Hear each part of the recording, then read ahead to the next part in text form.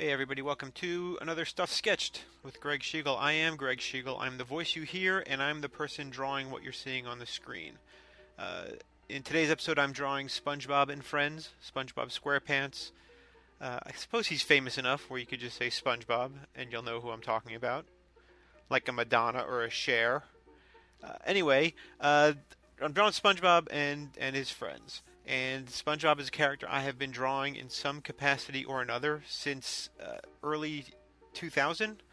I think I first heard of SpongeBob either in December of 99 or January of 2000, and I started working at Nickelodeon Creative Resources in February of 2000. So the way SpongeBob works, the way he is drawn, the way I learned to draw him, is it all starts, as most drawings I've done, if you've been watching these videos, with construction. And SpongeBob is no different. And you can see the construction of SpongeBob starts with that SpongeBob shape. And all these lines that I'm blocking in, the crisscrosses and stuff, are to separate the proportions of where everything goes and then line everything up. So his face in particular all falls along that vertical and horizontal that I'm laying in. Now normally I don't draw the cheek as a complete circle, but for the purposes of this video I have. And when I clean the drawing up in ink, you'll see what I've done. This is being shown at 2.5 times the actual drawing speed, so sped up 2.5 times, 250%. This is being drawn digitally on a Cintiq tablet in the program Clip Studio Paint, in case you were curious. So now I'm working on Patrick. Patrick is, again, all of these characters you're going to see me put the construction down and then clean them all up. But Patrick is a fairly simple character, a ball with the sort of tubular cone coming off the top. But what the practice is, and the thing I had to do a bunch when I first started working at Nickelodeon, was draw these shapes over and over and over again. And this was in the early 2000s, where the shape had not yet even been refined to the degree that it is now. Early SpongeBob was much more of a wedged shape sponge. His top was wider than his bottom. Now he's much more what's the word I'm looking for? Square? Terrible. And now Squidward in the background. I'm doing him head-on shot, which maybe doesn't give you the best if you're actually watching this to learn how to draw these characters in different positions. This may not be the best angle for that, but it'll give you a sense of how he's drawn. He's also a little bent as I'm watching myself draw, but that's going to get resolved later. I know what happens. Spoiler alert. One of the advantages of working digitally is I can move some stuff around, and you'll see me do that with that upturned arm of SpongeBob. It ends up that thing is in the way, and I will clean that up, as we'll see. It is definitely an advantage to this digital methodology. I mean, right there you can see how the thumb and his cheek and Squidward's cheek sort of butt up against each other. And certainly one thing I try to do in any kind of group pose is avoid tangents, and that's a pretty bad one.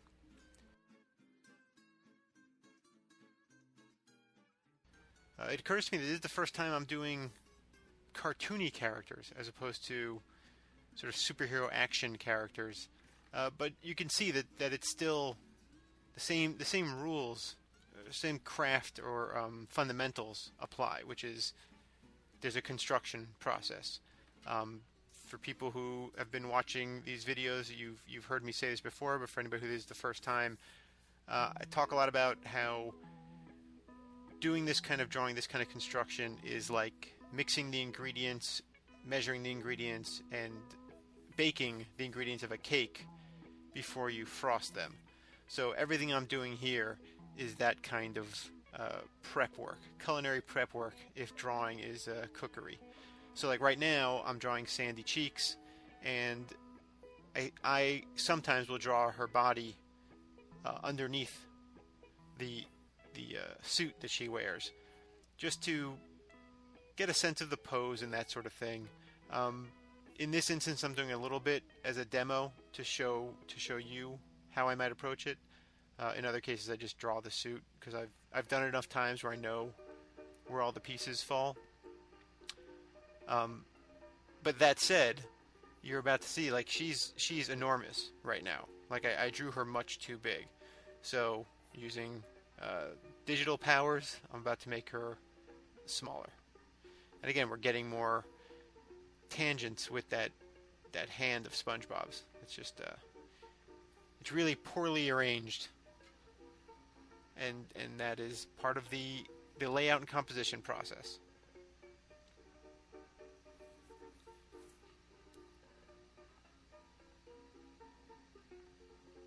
If I were working analog on just paper and pen, I would either have drawn these things on different sheets of paper and then use the light box to compose them all, or I just go in and erase and redraw the thing. Gary's fairly simple, and Plankton is the most simple. So now here's where I make the adjustments to the composition. Again, the advantage of the digital stuff. And now I'm positioning the hand so it's not creating a tangent with the helmet, so that the overlap is clean. And now since there's more space between SpongeBob and Sandy, I'm edging Squidward over again for a more sound composition overall. This again goes back to the idea of measuring your ingredients and prepping your recipe.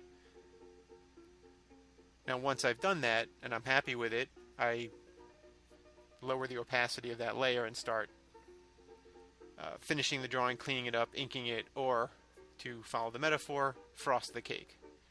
Now, for all the advantages that digital allows, one of the things that I still have a little bit of trouble with, just because of the interface of the stylus and the screen, is there's less resistance when I'm drawing. You'd get resistance if you had graphite on paper or a brush pen or a pen on paper. So sometimes a smooth, long curve doesn't quite come out the way I want it to. So you'll see me in a few instances take a couple of runs at some curves and some circles. If I were doing this as a job for either a comic or some licensing art or whatnot, I would be using the templates and tools that the software has. There's some circle rulers, some curve rulers, things like that. If I were working on paper, I would use an ellipse or circle template to get these eyes sorted. But here I'm going freehand for the sake of demo purposes, so you can see how I do it. That it doesn't come out perfect every time the first time. There's plenty of back and forth. I can't remember if I mentioned that this is being shown at 2.5 speed. This drawing is sped up 250% the speed at which I initially drew it. So some of the stuff looks like it's happening very quickly. And I do draw SpongeBob quickly. I've been doing it for nearly 20 years.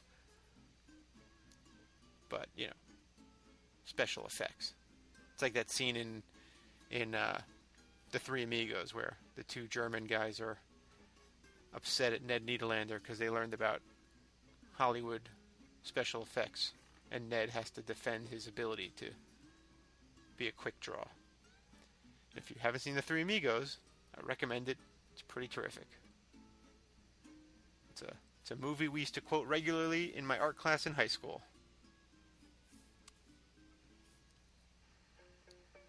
So SpongeBob, just getting back to him for a second, he has his spots and bumps and all that stuff, and there are a specific number and location for all those things. The spots on his face, the bumps along the outside of his body, there's a specific number of those bumps and placement of all that stuff. And years ago when I was working at Nickelodeon, one of the jobs I had was to make sure that the character was drawn correctly by other people and that the artwork was used correctly. So if you took that SpongeBob on your screen right now and you flopped him so that the upturned arm was on the left side, like if you just did a mirror view, it would be considered off-model. Off-model meaning it's not following the model sheet. It's not accurate to the TV show because the spots would be in the wrong place. So shortly after I left the staff position at Nickelodeon, I had seen some DVD art for the SpongeBob movie, and that art was incorrect. the pose had been flopped and SpongeBob's spots were in the wrong place. And I contacted the people I knew at Nickelodeon. I said, hey, just a heads up, I noticed this ad for this DVD is incorrect, and you might want to catch that before it's a real DVD. And I was assured, no, that's just the ad. It'll be fine. And if you find that DVD, SpongeBob is incorrect on it. You can't unsee it once you've seen it, so be careful. But it's the DVD where SpongeBob and Patrick are running, holding Neptune's crown, and SpongeBob's spots are in the wrong place because somebody flopped the art. Patrick, similarly, his spots, or his little dots, are specifically located. So he has a dot on his right leg, but not on his left. That kind of a thing. A character like Sandy and Gary are a little more symmetrical. They actually, although no, Sandy is not, because she has the little acorn symbol on her, and the flower. Those things are not meant to be flipped back and forth. So here's an example of that curve issue that I have. If again, in other circumstances, I would have used the circle ruler in Clip Studio Paint to just resolve it. Instead, I get this sort of lumpy thing.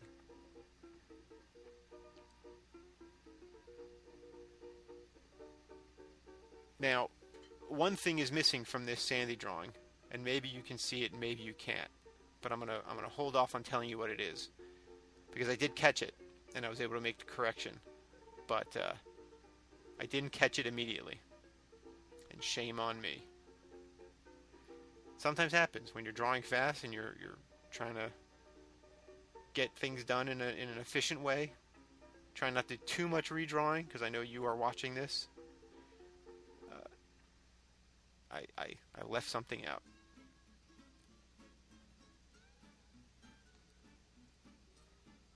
So Squidward, his noggin is another situation where I would greatly benefit from using an ellipse template, but I don't. Now his cheek is awful close to SpongeBob's thumb. He could probably afford to edge a little to the left, or SpongeBob's hand could move if I really wanted to be particular about this sort of thing. But again, with all due respect, this is not a piece of art that's going to be, well, it's going to be on the internet, obviously, but it's not for the purposes of professional, like nobody's paying me to do this. Maybe that's the best way to say it. Squidward has a specific number of dots across the top of his head, 9 dots. So now at this point is where I'm making the addition of the thing I'd forgotten, which was Sandy's tail. Shame on me for neglecting it for that long.